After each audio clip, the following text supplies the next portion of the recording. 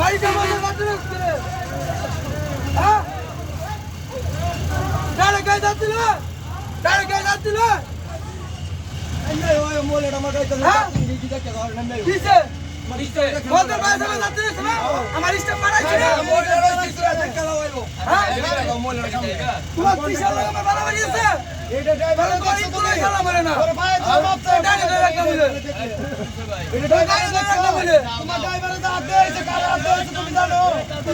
কার হাত দিয়েছে তুমি জানো কি দেইছি তুমি জানার পর হাত দিয়েছে কেন ভাবে কারে এই আমি যাত্রী বলছিলাম কারে কারে দেইছি আমি দিবি যাব দেখি